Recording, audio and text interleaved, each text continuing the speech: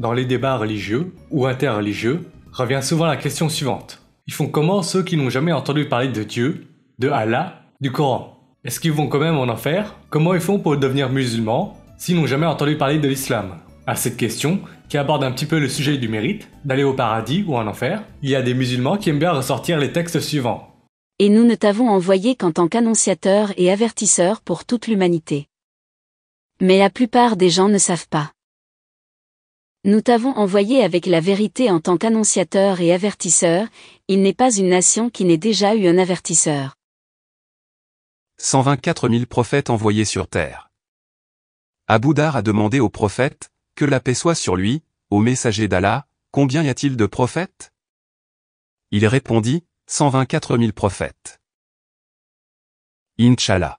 Et c'est tout. Genre pour eux, ces passages du Coran ou des hadiths sont une réponse satisfaisante pour expliquer pourquoi certains méritent d'aller en enfer ou au paradis, pourquoi certains sont musulmans ou non musulmans. Et absolument pas parce que, par exemple, l'endoctrinement par l'environnement familial ou socioculturel.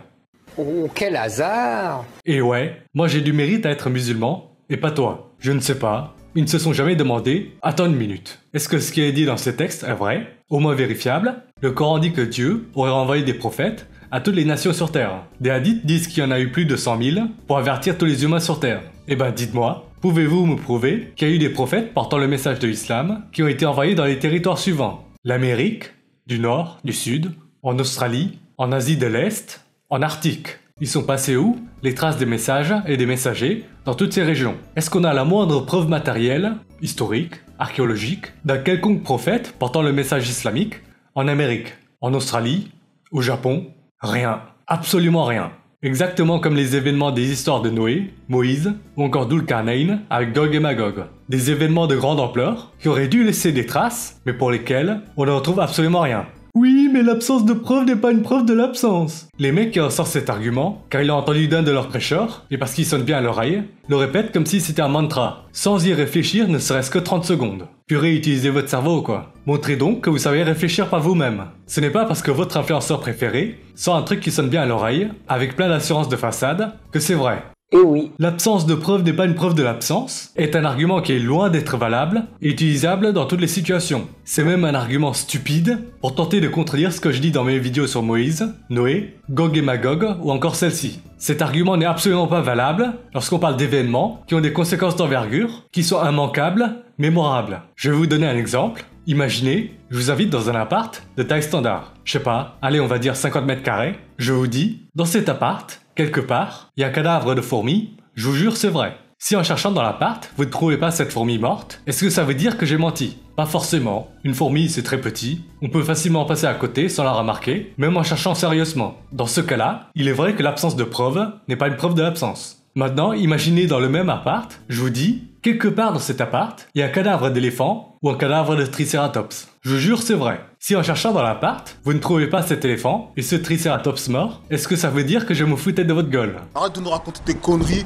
Eh ben, je vous dirais que si, après avoir cherché dans l'appart, vous ne trouvez pas de cadavre d'éléphant ou de tricératops, vous aurez complètement raison de penser que je suis un mytho. Là, l'argument « l'absence de preuve n'est pas une preuve de l'absence » n'est absolument pas valable. Un éléphant mort, un tricératops mort, c'est grand quoi. Ça ne se rate pas, ça laisse des traces. Et ben le raisonnement est le même pour les histoires de Noé et Moïse, qui racontent des génocides et des catastrophes qui se produisent sur au moins tout un territoire national. L'histoire de Gog et Magog est un mur entre deux montagnes, censé être suffisamment imposant pour empêcher un peuple de foutre la merde sur le reste de la planète. Alerte au Google! Allez, encore un exemple bidon de l'argument. L'absence de preuve n'est pas une preuve de l'absence. Imaginez, vous conduisez votre caisse, un flic vous arrête pour un contrôle de routine. Monsieur, pouvez-vous ouvrir le coffre s'il vous plaît? Vous sortez de la caisse, vous leur ouvrez le coffre, vous leur montrez qu'il est effectivement vide. Et là, le flic vous arrête pour détention de drogue illégale. Mais monsieur, pourquoi est-ce que vous m'arrêtez? Vous voyez bien que le coffre est vide. Et là, le flic vous répond, écoute-moi bien salopard, l'absence de preuve n'est pas une preuve de l'absence, ok?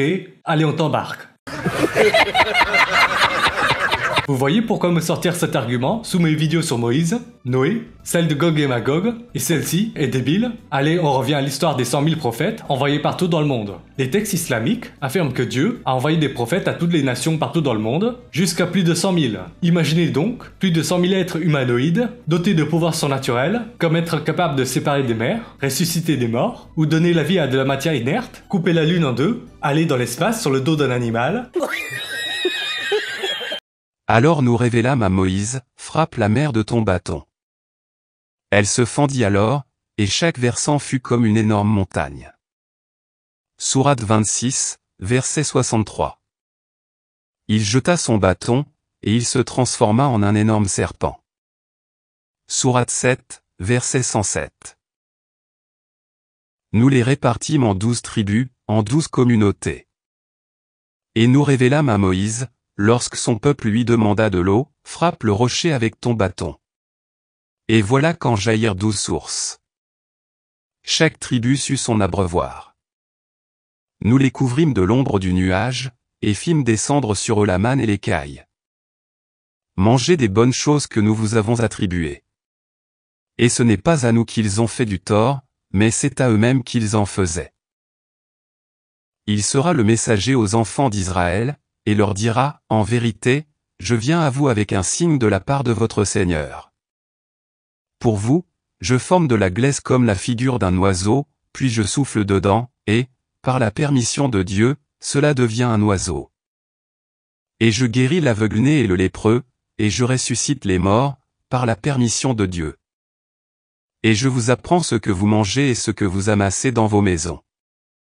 Voilà bien là un signe, pour vous, si vous êtes croyants. Sourate 3, verset 49. Inch'Allah. Affirmer des choses plus de 1400 ans à l'avance, des miracles scientifiques, supposément, Arrête de nous raconter tes conneries. et sur le continent américain, en Australie, en Asie de l'Est, en Arctique, etc., on n'a aucune trace, ne serait-ce que d'1% de l'existence de ces supposés plus de 100 000 prophètes dotés de pouvoirs surnaturels. C'est juste un avatar d'Internet. Allez, imaginons même que Allah a bien envoyé une centaine de milliers de prophètes partout dans le monde. Des êtres, selon le canon islamique, censés être immaculés de tout péché, être des exemples comportementaux à suivre. Certainement intelligents et capables, puisqu'ils sont assistés par un être omniscient, omnipotent, infiniment sage, etc.